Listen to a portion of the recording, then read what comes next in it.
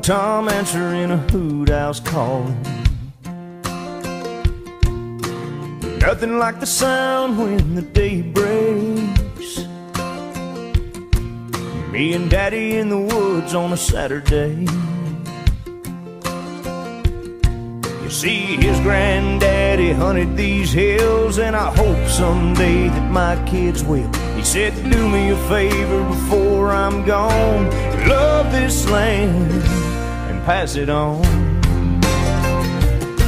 Pass it on. He showed me how to cast a line, where the whitetail live and how to read their sign.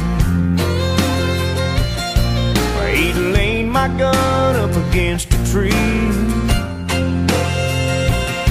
so he could hold a barbed wire fence for me.